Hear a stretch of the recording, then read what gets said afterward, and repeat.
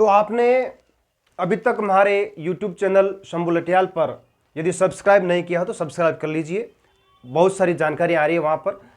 और उसी कड़ी में हम आपको आज वाक्य रचना सभी लकारों में और सभी वचनों में, इससे पहले हमारे 3 वीडियो आ चुके हैं। एक वाक्य रचना के नाम से है, एक हिंदी से संस्कृत में अनुवाद भाग 1 और हिंदी से संस्कृत में अनुवाद भाग 2 ये आ चुका है। आज भाग 3 आएगा। तो भाग 1 और भाग 2 में और वाक्य रचना में वहाँ पर हमने कर्ता और क्रिया के संबंध में, उसके अलावा हमारा जो क्रियाएं हैं वो किस प्रकार से चलती हैं और लट लकार में कैसे वाक्य बनते हैं उसके बारे में बताया हुआ है। आज हम आपको लट लकार, लिट लकार, लंग लकार यानी वर्तमान काल, भूतकाल, भविष्यत काल तीनों लिंगों में हम आपको रूप दिखाएंगे कैसे बनते हैं। परंतु उससे पहले हिंदी हो चाहे संस्कृत हो, एक कारक प्रकरण होता है, कारक चिन्ह होते हैं। उन कारक चिन्हों पे हम ध्यान देते हैं, वो उसका हम प्रयोग करके देखते हैं कि वो कैसे काम करते हैं वाक्य के अंदर। देखिए, कर्ता ने, ये चिन्ह आपको जरूर याद करने चाहिए। कर्म को करण से, ये जो है ये से या के द्वारा ये साधन के रूप में काम आता है ना। संप्रदान के लिए, अपादान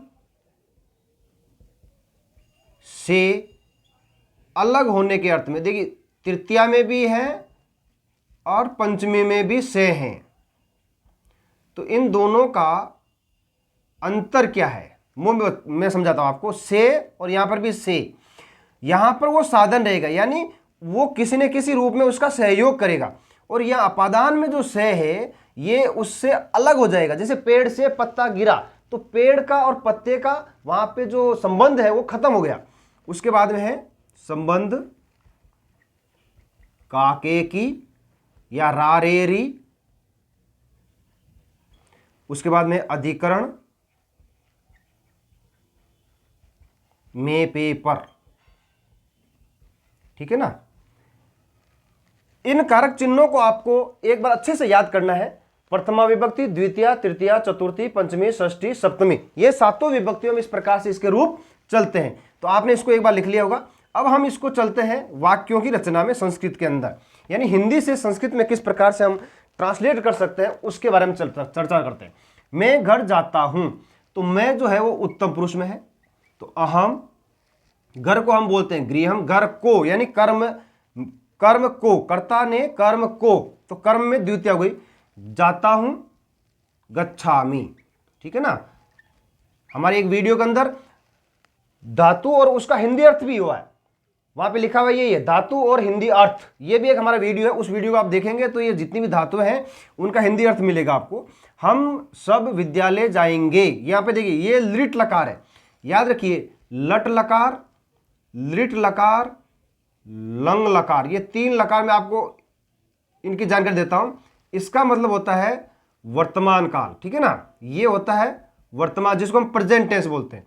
ये है भविष्यत काल यानी फ्यूचर। ये जो है ये है भूतकाल यानी पास्ट, ठीक है ना। इसके अलावा भी और भी लकार है, परंतु आपको मैं अभी प्राइमरी लेवल पे इसी का जानकारी देता हूं। ये वर्तमान काल, भविष्यत काल और भूतकाल।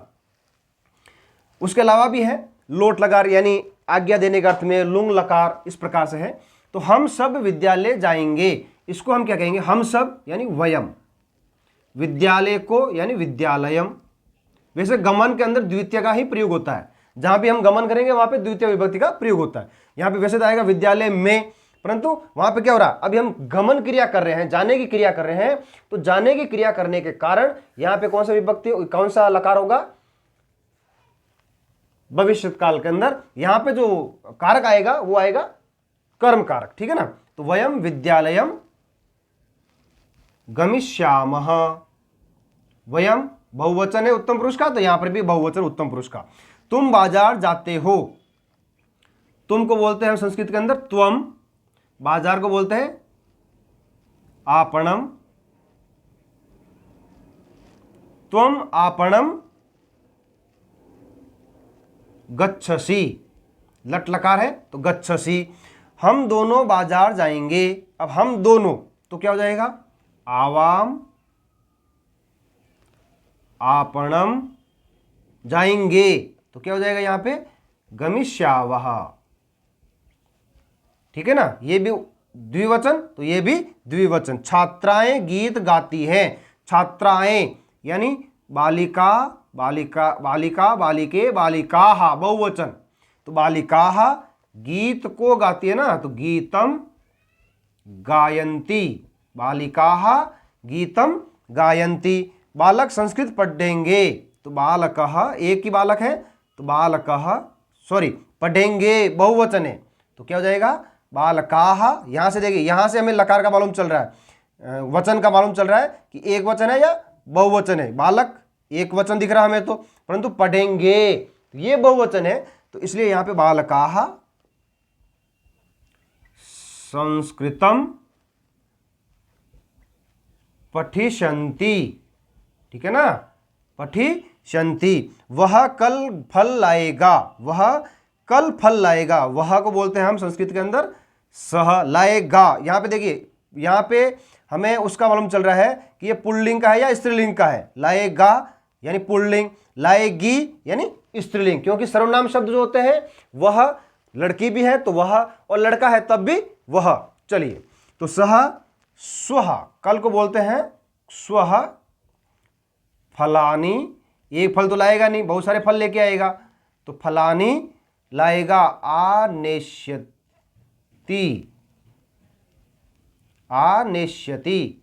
ठीक है ना, उसके बाद में घोड़ा मैदान में दौड़ता है, तो घोड़े को क्या कहते हैं, अश्वः, मैदान को कहते हैं क्षेत्रे, है ना, या क्रीड़ा क्षेत्रे, क्षेत्रे धावती, एक ही दौड़ता है तो धावती। उसी तरह से मैं हाथ से लिखता हूं, कर्ण कारक आ गया यहां पे ना, तो अहम हस्तेन लिखामी, अहम हस्तेन लिखामी। इस तरह से हो गया। अब और वाक्य देखिएगा आप,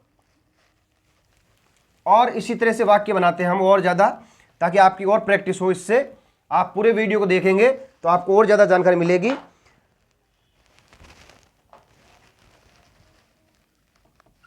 माता और पिता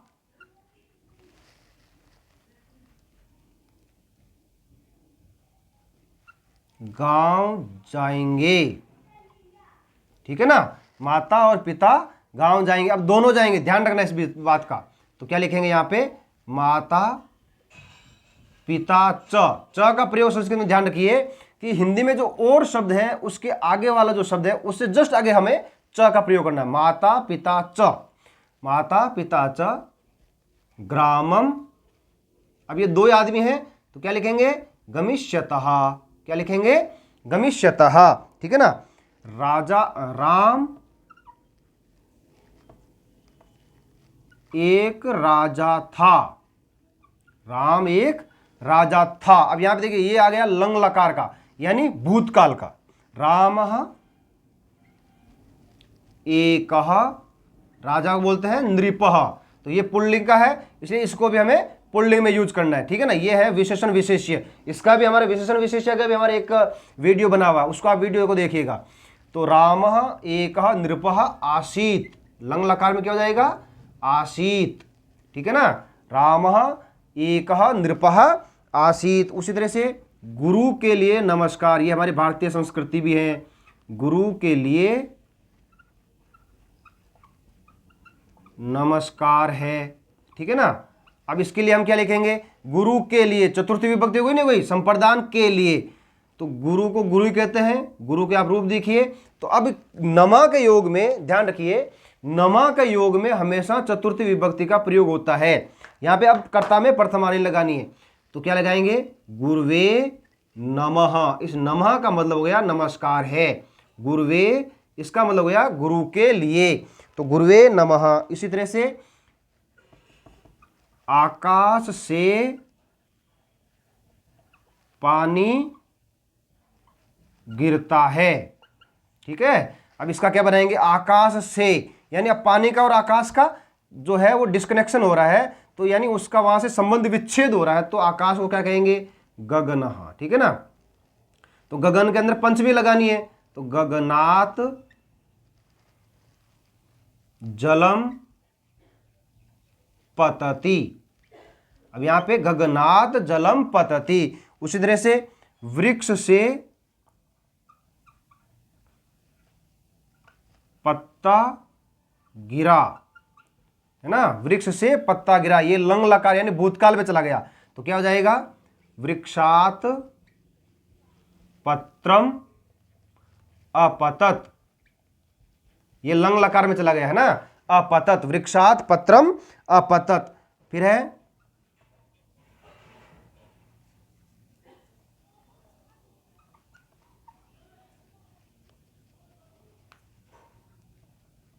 गांव में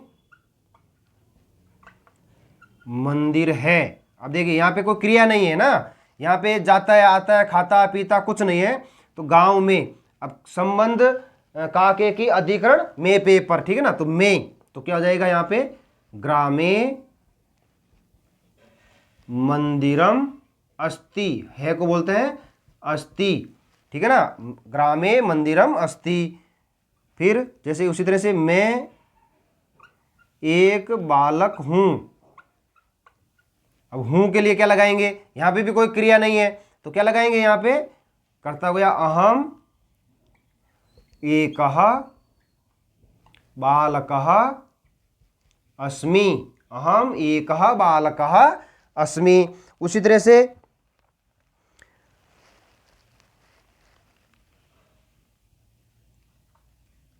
बालक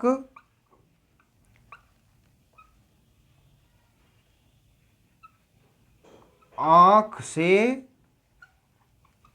काना है, ठीक है ना, यानी एक आंख से उसके, एक आंख में प्रॉब्लम है, ठीक है।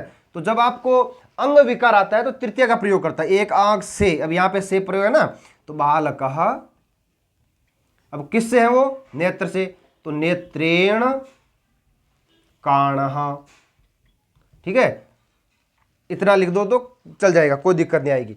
उसी तरह से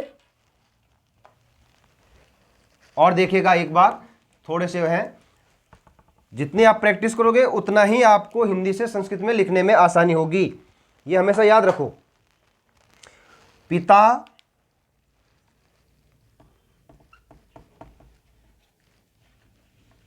पुत्र, ये देखिए, एक तो क्या हमारी संस्कृत में आदत से पड़ गई ना, इसलिए हम पुत्र के साथ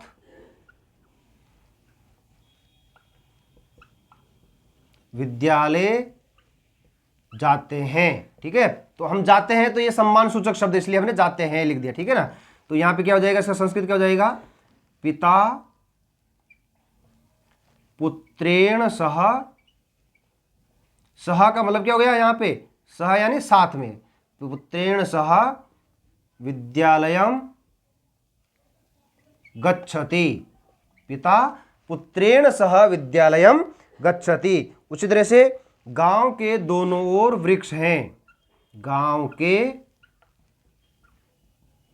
दोनों ओर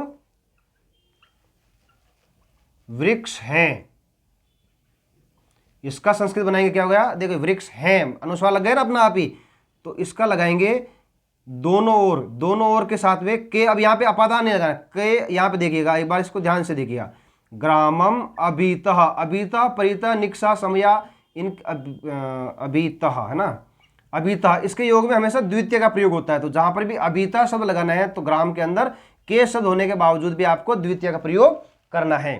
तो ग्रामम अभीतः वृक्षाः सन्ति, वृक्षाः सन्ति।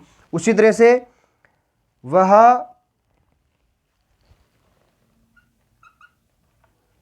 पुस्तक को पढ़ता है, ठीक है। अब क्या हो जाएगा, वह को, अब यहां पे हम इसको स्त्रीलिंग बना लेते हैं, परंतु स्त्रीलिंग कैसे बनाएंगे, यहां पढ़ती है नहीं है, तो क्या हो जाएगा, पुल्लिंग हो जाएगा, तो सह पुस्तकम पठति। इस तरह से हम संस्कृत से, हिंदी से संस्कृत के अंदर वाक्यों का अनुवाद कर सकते हैं। तो आप इनको और ज़्यादा जानकारी के लिए आप हमारे जो चैनल है इसको आप सब्सक्राइब कीजिए, आपको नए नए वीडियोज़ मिलेंगे। थैंक यू, धन्यवाद। आपका दिन शुभ हो और प्रैक्टिस करते रहिए। All the best.